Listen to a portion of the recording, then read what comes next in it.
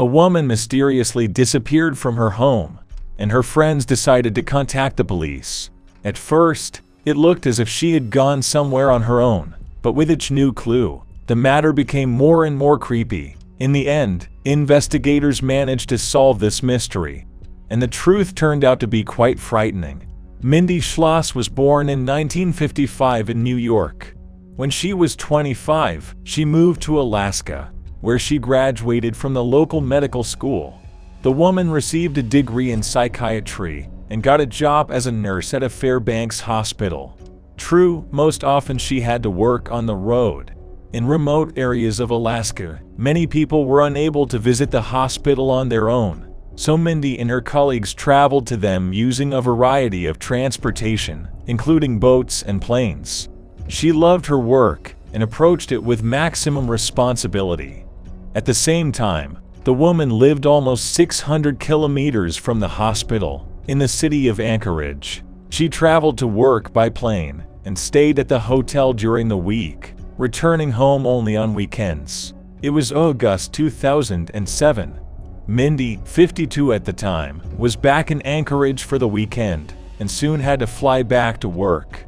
When she was away, she always asked her best friend, Jerry, to come to her house to feed the cat and give him the necessary medicine.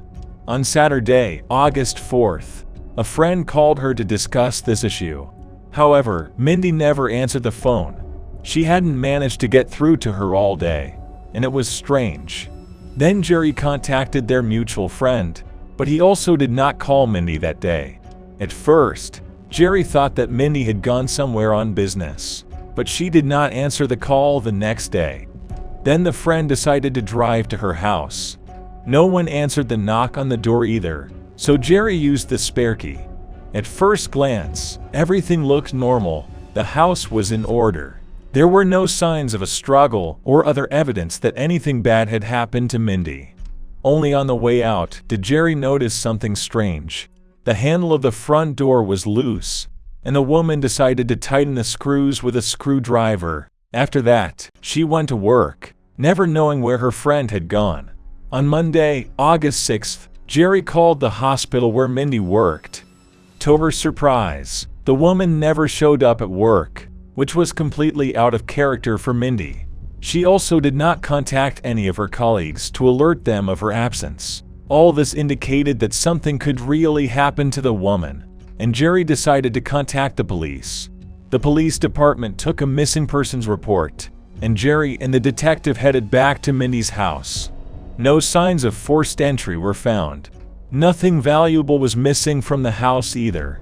This eliminated the possibility that a burglar had broken into the woman's house. Moreover, Mindy had some drugs at home that were distributed only by prescription. Any burglar would likely take them, since they were in demand among people with addictions. When they entered the garage, they discovered that Mindy's car was missing. This was also very strange. The woman always went to the airport by taxi, and used her car only for trips around the city. The police concluded that something bad had indeed happened to the woman. A team of forensic scientists examined the house, trying to find any clues. However, all this did not bring any results. At that time, the theory of abduction was unlikely. The police believed that Mindy most likely had an accident. She often went out into nature, and the terrain in those parts was quite dangerous.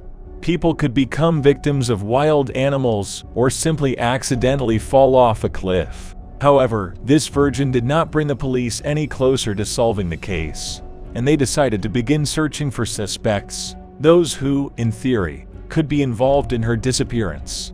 The first thing they did was check on Bob, a mutual friend of Mindy and Jerry. The men willingly cooperated with the investigation, and detectives quickly established that on the day the woman disappeared, he was at work, many kilometers from her home.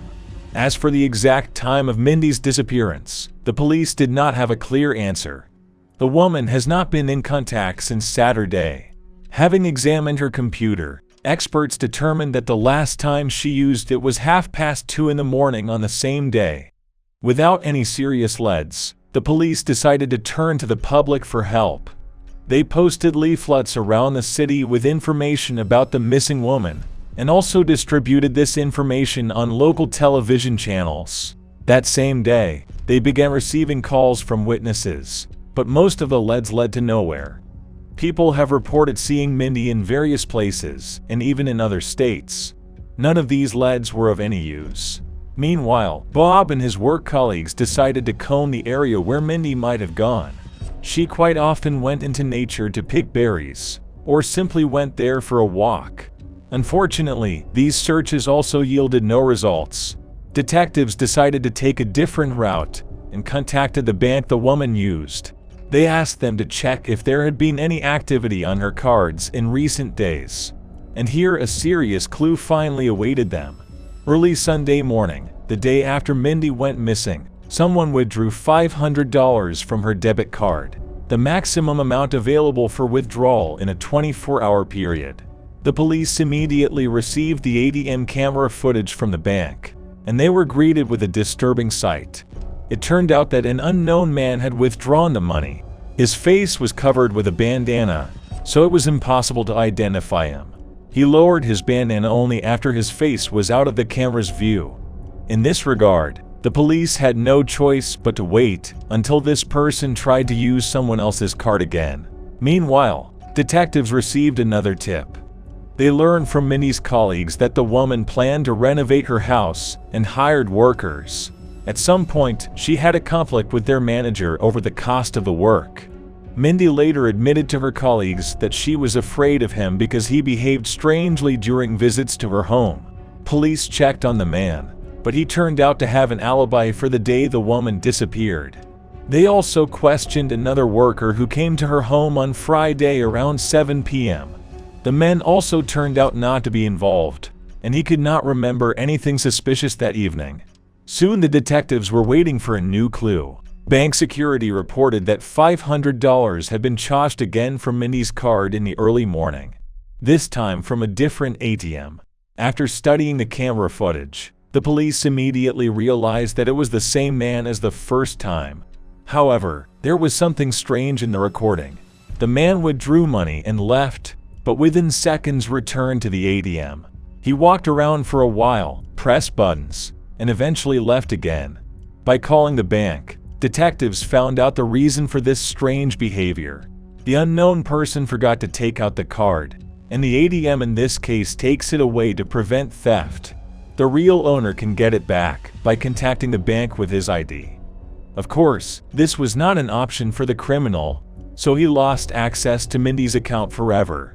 This time the police managed to find a witness. He drove up to the same ATM when an unknown man came out. According to the witness, he got on his bike and rode away. This was a significant clue since most people traveled by car or on foot. But all this information was still not enough to get closer to the solution, and detectives decided to interview all residents of the Mindy area. They asked people to remember any oddities or point them to neighbors who were suspicious. To their surprise, many residents named one specific house located right next to Mindy's house. According to them, parties were constantly held there. Residents were always making noise and disturbing public order. Detectives went there and found out that a fairly large number of people lived in the house, but all of them were not eager to talk to the police. Then the detectives went to a woman who lived directly opposite the house. She said that she did not see anything suspicious, but her behavior showed that she was very nervous. The next day, the woman called the police station and asked detectives to meet, but not at her home. They met in another place, and the woman shared a terrible story. Shortly before the detectives' first visit, a man who lived in the house across the street came to see her. He said police were walking around the area and asked the woman not to tell them he lived there. When asked why, he stated that he was on parole and did not want the police to know his location. At night, a woman heard someone walking on the porch of her house. She looked out the window and saw that it was the same man. He stood still, looked into several windows, and left. The woman was very scared and decided to tell the police about it. Detectives learned his name was Josh Wayne, who was 27 years old at the time. After running him through the database, They found out that 7 years ago the guy was tried for attempted murder. Then he was accused of attacking a woman, but the jury acquitted him. As a result, Josh was accused of tampering with evidence and sentenced to 6.5 years in prison. After spending 3 years behind bars, he was released early. Detectives immediately identified him as the main suspect. After talking to his housemates, they found out creepy details that left them worried. The police found out that Josh did not have a car, and he moved mainly on a bicycle. There was just one problem. When the police started looking for him, the man disappeared without a trace. On August 9th, the police suddenly got another lead. A local truck driver called them and said he spotted Mindy's car in a parking lot near the airport. He cites photograph in the newspapers and immediately recognized this car. Detectives arrived on the scene and confirmed that the car was indeed Mindy's. They also noticed a security camera was pointed at the parking lot from a nearby building and requested recording. It showed how on August 4th at 12:30 a certain man drove this car into the parking lot, got out of it, and wiped the door handle. Apparently, he erased his prints. Unfortunately, the quality of the recording did not allow us to see his face. Forensics examined the vehicle for fingerprints or DNA evidence, and they were able to extract some samples. However, studying them took time, and there were no guarantees that they would be useful in this matter. Mindy's purse was on the passenger seat, which could indicate that the woman was in the car with the perpetrator. Having not received the desired result from using modern analysis tools, detectives decided to use search dogs. Few believed in the success of this idea, since a week had passed since Mindy's disappearance. However, for lack of other options, they still turned to dog handlers.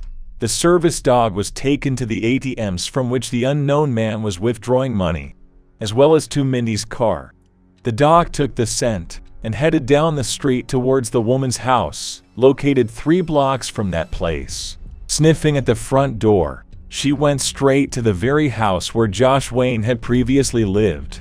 The detectives, who until recently did not believe in the idea of a search dog, were shocked. The service dog directly pointed out to them that Josh was in Mindy's car, near her house, and near those ATMs. The next day, the police repeated this experiment with another search dog. The result was the same. The dog walked all this distance and stopped at Josh's house. Although this was not clear evidence that would work in court, detectives decided not to waste time and obtained an arrest warrant for the suspect. They headed to his house, but the man had not appeared there for several days. After searching the building, they found the same jacket that the unknown man was wearing on cameras near the ATMs. And in my pocket was a check for withdrawing cash from Mindy's card. Next, they discovered a woman's gold watch and immediately showed it to Jerry. The woman confirmed that the watch belonged to Mindy. Experts were able to compare DNA samples found on the steering wheel of Mindy's car with samples from items in his home, and they coincided. This indicated that Josh was in the missing woman's car. This evidence was already much more serious, and the police concentrated all their efforts on capturing the suspect.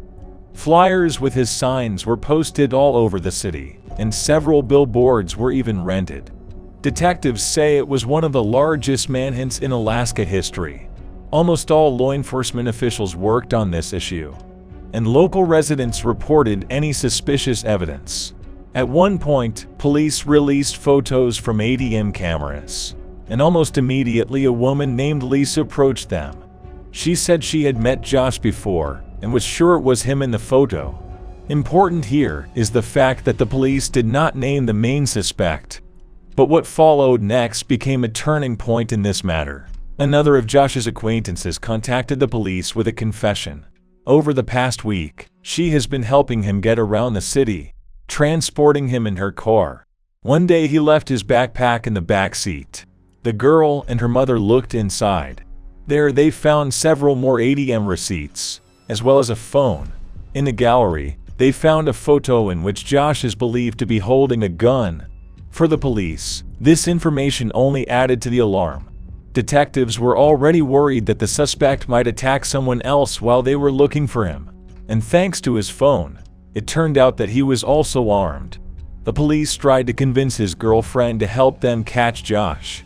They wanted the girl to take a tape recorder with her and go with him to a meeting, where she tried to get him to talk about what he did to Mindy. But the girl was too scared and refused.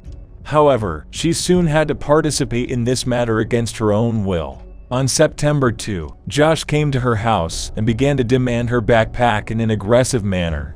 Considering that the girl gave it to the police, she had to come up with an excuse on the fly. Realizing that she did not have a backpack, Josh asked to take him somewhere far away from here to hide from the police, but the girl refused. Instead, she invited him to stay at her house. But Josh suspected something was wrong and left. The girl realized that she would not be safe until the police caught this man, and she decided to quietly follow him in her car, calling the detectives along the way. At some point, Josh reached his friend's house and went inside. By that time, police, special forces, and the FBI had already begun to converge on the scene. Everyone feared that the suspect would not give up without a fight, and these fears were confirmed. Using a weapon, Josh took 2 people who were in the house with him hostage. A lawyer was invited to negotiate with him, who after a few hours managed to convince him to surrender. During interrogation, he practically did not speak with the police, but investigators were in no hurry to accuse him of the attempt on Mindy. At that time, they already believed that the woman was no longer alive, but without her body, it would have been extremely difficult to prove this. Therefore, Josh was only charged with stealing Mindy's bank card and watch. The FBI agent decided to use a trick. He listed the accusations to Josh, who said it was all a lie. Then the investigators stated that they had evidence confirming that it was he who withdrew money from someone else's card, and Mindy herself went to the police with a statement about the theft of the card. Hearing this, the suspect grinned and asked what games they were trying to play with him. From this reaction, the FBI agent was finally convinced that Josh had eliminated Mindy. But the police still had to find her body to charge Josh with attempted murder. They had to race against the weather. It snowed early in that area, and they would have no chance of finding Mindy if her remains were swept away. On September 13, the police received a call from an electrician who worked near the city of Wasilla, almost 100 kilometers from Anchorage. He spotted a woman's body in a wooded area and immediately thought it was Mindy. Experts from the laboratory confirmed this.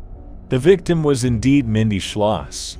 As a result of the medical examination, it turned out that the woman had received a bullet, and they tried to get rid of the evidence using fire. After the bullet was recovered, it was determined that it had been fired from the same weapon that Josh was detained with. Now the police only had to understand how the events unfolded that led to the loss of Mindy. Meanwhile, experts continued to study every inch of her home, trying to detect any traces of Josh's presence.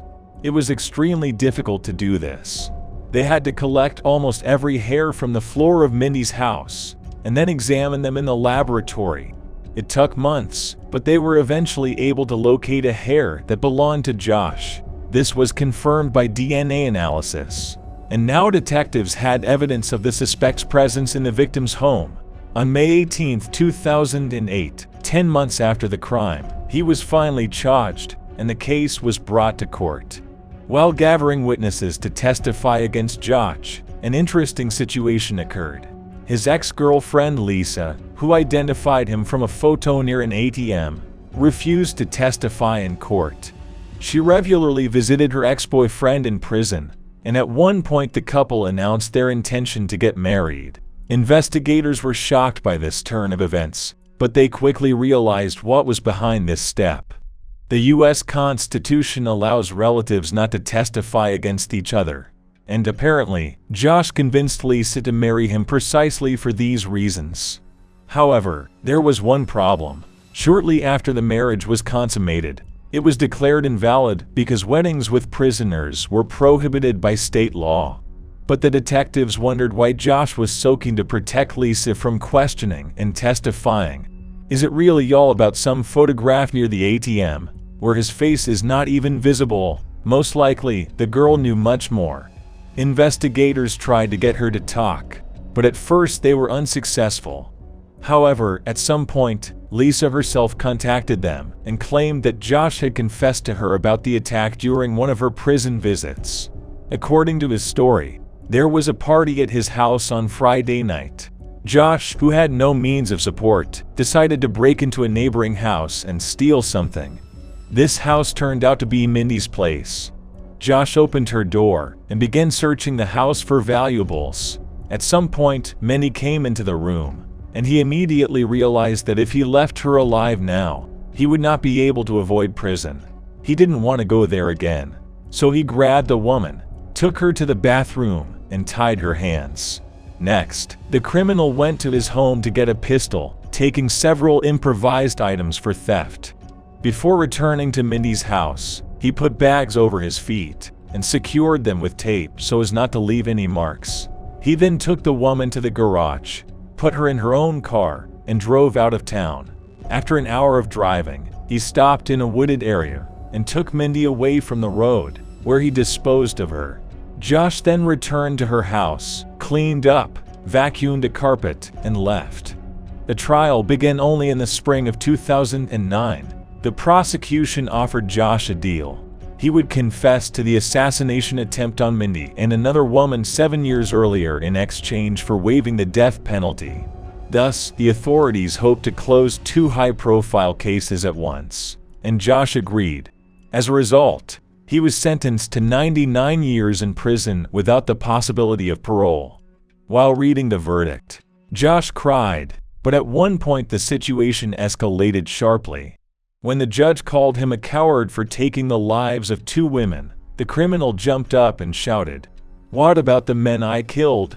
At that moment, the lawyers grabbed him and forced him to remain silent before he said anything more.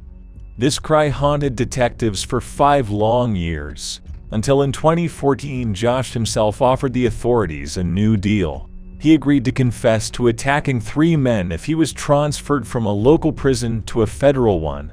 Apparently, the conditions there were much higher. Considering that the criminal's request was minor, the authorities agreed. Josh said he eliminated a man in Anchorage in 1994, when he was only 14 years old. He committed the next attempt in 1999, and he killed the 3rd man a year later. On the same day that he killed the woman, the first 2 men were identified, but the identity of the 3rd still remains a mystery. Investigators have no doubt that Josh is indeed involved in these crimes. They are more concerned about another question. Are there other crimes behind him that he was silent about? In any case, the police managed to permanently isolate him from society and prevent other crimes that were sure to follow.